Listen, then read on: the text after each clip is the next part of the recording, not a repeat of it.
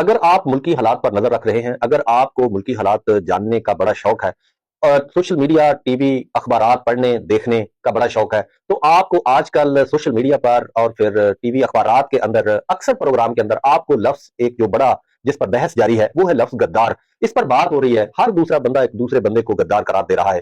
آخر یہ غدار ہوتا کون ہے؟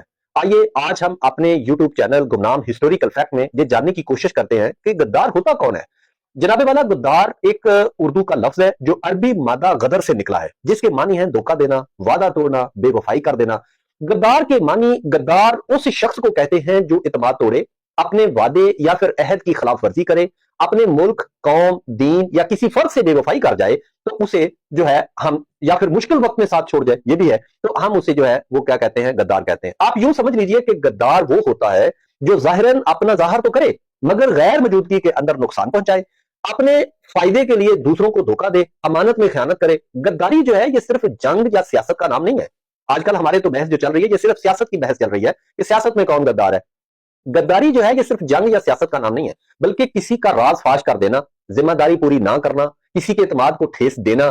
غداری کے اندر اسلام میں اسلام کے اندر بھی غداری کو بڑا سخت ناپسند کیا گیا ہے، بڑا سخت گناہ قرار دیا ہے، بلکہ غداری کو لفظ نفاق کی علامت کہا ہے۔ غداری کی بے شمار قسمیں ہیں، آپ یہ نہ سمجھیں کہ ایک صرف جنگ کے اندر غدار کچھ لوگ ہوتے ہیں یا پھر سیاست میں غدار ہوتے ہیں، نہیں نہیں، اس کے علاوہ بھی اور بہت سے شعبے ہیں۔ جی ہاں، جیسا کہ قومی وطن کا غدار ہوتا ہے، قومی وطن کے راز دشمن کو جو دیتا ہے، ریاست کے خلاف جو سازش کرتا ہے، یہ بھی ایک غدار ہوتا ہے۔ اچھا، ایک اس کے علاوہ جو ہے آپ یوں کہہ لیں کہ دین کا غدار بھی ہوتا ہے۔ جی ہاں، دین کے اندر بھی لوگ غداری کرتے ہیں۔ وہ کون ہوتے ہیں؟ دین کے بنیادی اصولوں کے خلاف جا کر اپنے فائدے کے لیے ایسا کو کام کرنا، یہ جو ہے وہ دینی غداری ہے۔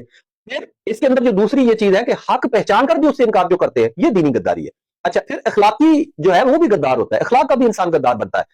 اپنوں کا بھروسہ توڑنا، وعدہ خلافی کرنا، امانت میں خیانت کرنا، یہ چیزیں جو ہیں یہ اخلاقی غداری کے اندر آتی ہیں۔ اسی طرح جو ہے پھر سیاسی غداری بھی ہوتی ہے، جو کہ آج کل جس پر موضوع چل رہا ہے۔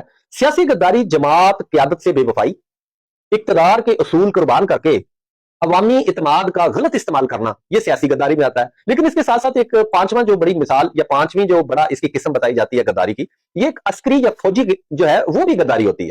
تو عسکری جو غداری ہے اس کے اندر کیا ہوتا ہے؟ جنگ کے اندر دشمن کا ساتھ دینا، فوجی راز کو افشا کر دینا، یہ جو ہے یہ عسکری غداری میں بھی آتا ہے۔ اس طریقے سے معاشرے کے اندر انسان معاشرتی غداری بھی کرتا ہے۔ وہ کیا کرتا ہے؟ خاندان یا معاشرے کے حقوق کو پامال کرتا ہے، اجتماعی مفاد کے خلاف جو شخص کام کرتا ہے اسے آپ معاشرتی غدار کہہ سکتے ہیں۔ یہ ہے غداری کی تعریف، غداری کی اصل ڈیفینیشن اور غداری کی قسمیں۔